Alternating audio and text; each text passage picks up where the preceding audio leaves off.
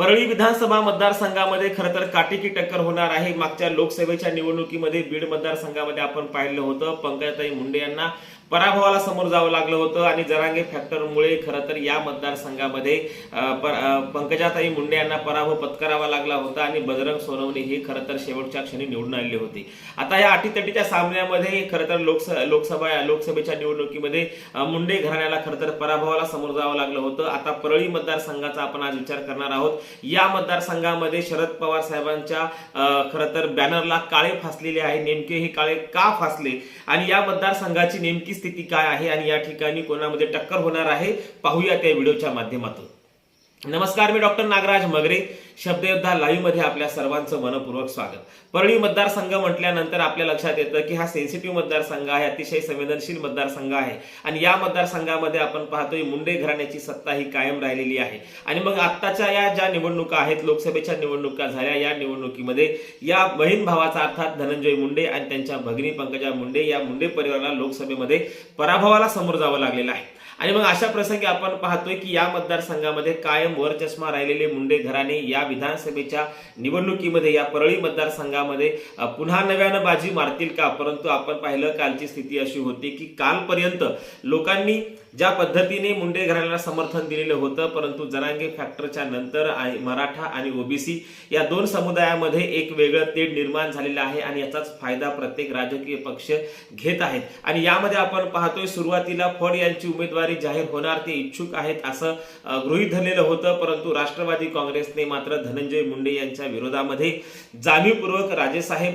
देशमुख यांना उमेदवारी दिलेली आहे। यांची उमेदवारी जाहीर झाल्यानंतर या मतदारसंघामध्ये शरद पवार यांच्या खरं तर बॅनरला आणि यांच्या चेहऱ्याला काळं फासण्याचं काम खरं तर इथल्या चिडलेल्या आणि संतप्त कार्यकर्त्यांनी केलेलं आहे। कारण फड यांचे कार्यकर्त्यांना इच्छुक होते की त्यांना अपेक्षा होती की या मतदारसंघातून खरं तर राजेभाऊ फड यांना उमेदवारी मिळेल, परंतु राजेभाऊ फड यांची यांना उमेदवारी मिळालेली नाही। त्यांना डावलून राजेसाहेब देशमुख यांना उमेदवारी दिलेली आहे आणि मग याच गोष्टीचा राग मनात धरून शरद पवार यांच्या प्रतिमेला आणि त्यांच्या बॅनरला खरं तर फड यांच्या कार्यकर्त्यांनी आणि विशेषतः राष्ट्रवादी मधल्याच कार्यकर्त्यांनी त्यांच्या बॅनरला काळं फासलेलं आहे। खरं तर हे काळं फासणं हे आपण पाहतोय हे एका दृष्टीनं बघायला गेलं तर ही कार्यकर्त्यांची नाराजी या बॅनरला काळं फासण्याच्या माध्यमातून दिसून येत आहे। परंतु या मतदारसंघामध्ये शरद पवार साहेबांनी एक मोठी खेळी खेळलेली आहे, तशा त्या अनेक खेळ्या ते महाराष्ट्रामध्ये खेळत असतात। गेली 40 वर्ष त्यांनी खेळण्याचं काम केलेलं आहे आणि मग त्यांची ही जी खेळी आहे फारशी काही नवीन आहे, परंतु या मतदारसंघाच्या दृष्टीने मात्र ही खेळी त्यांची अत्यंत निर्णायक दिसून येत आहे। कारण या खेळीमुळे या मतदारसंघाचं गणित जे आहे आता अटीतटीला आलेलं आहे। नेमकं राजकीय समीकरण कसं होणार आहे? कारण गेल्या निवडणुकीमध्ये आपण पाहतोय लोकसभेला या मतदारसंघामध्ये बजरंग सोनवणे यांना मतदारांनी निवडून दिलेलं होतं आणि जरांगे फॅक्टरचा प्रभाव खरं तर या मतदारसंघामध्ये दिसलेला होता। आता तोच पत्ता पुन्हा खेळण्याचं काम राष्ट्रवादी काँग्रेस अर्थात शरद पवार साहेबांनी केलेलं आहे आणि राजेसाहेब देशमुख यांना उमेदवारी दिलेली आहे। आता ही उमेदवारी दिल्यानंतर खरं तर या मतदारसंघामध्ये बहुसंख्याक वंजारी समुदाय आहे, तेवढाच तुलनेमध्ये मराठा समुदाय देखील आहे। आता या मतदारसंघामध्ये ओबीसी वर्सेस मराठा असं वातावरण निर्माण झालेलं आहे आणि याचाच फायदा घेण्यासाठी बजरंग सोनवणेचा विजय झाला तसाच पुन्हा एकदा विजय आपल्या पदरात पाडून घेण्यासाठी राष्ट्रवादी काँग्रेस अर्थात शरद पवार गटाने राजेसाहेब देशमुख यांना उमेदवारी दिली आहे। इकडे आपण पाहतोय की धनंजय मुंडे यांचंही या मतदारसंघामध्ये वर्चस्व आहे, नव्हे तर या घराण्याचं वर्चस्व कायम या मतदारसंघात राहिलेलं आहे।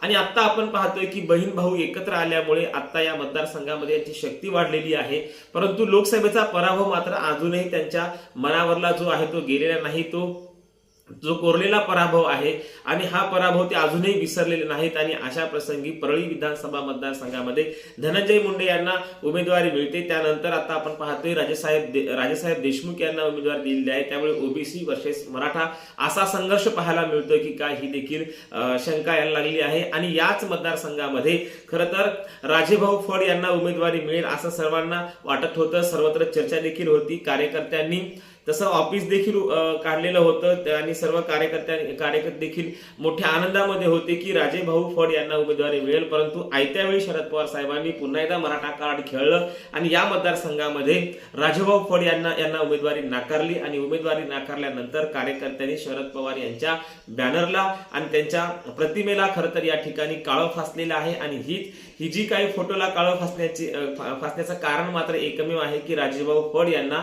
उमेदवारी का दिली नाही असं या ठिकाणी कार्यकर्त्यांचं म्हणणं आहे। राजेभाऊ देशमुख जे आहेत ते खरं तर शरद पवार गटाने आता उमेदवारी त्यांची जाहीर केली आहे आणि मग राजेभाऊ देशमुख नेमके कोण आहेत? आपल्या लक्षात येईल की स्वर्गीय विमल मुंदडा असतील यांचे ते कट्टर समर्थक आणि दुसरीकडे आपण पाहतोय शिक्षण सभापती राहिलेले आणि काँग्रेसचे जिल्हा अध्यक्ष असलेले राजेभाऊ देशमुख यांचा देखील संपर्क समाजात तेवढाच आहे आणि ते आव्हान खरं तर या ठिकाणी धनंजय मुंडे यांना ठरू शकतात, कारण या मतदारसंघामध्ये पुन्हा एकदा जरांगे फॅक्टरचा प्रभाव हा स्वाभाविकपणे पडणारच आहे आणि या ठिकाणी मुंडे वर्सेस देशमुख अशी लढाई होणार आहे, ओबीसी वर्सेस मराठा अशी लढाई होण्याची दाट शक्यता आहे। आणि मग याच्यामध्ये सर्वात महत्वाचं म्हणजे या ठिकाणी या नव्या समीकरणामध्ये वंचित बहुजन आघाडीची काय भूमिका राहू शकते किंवा ओबीसी मतांचा गठ्ठा कोणाच्या पदरात पडणार आहे?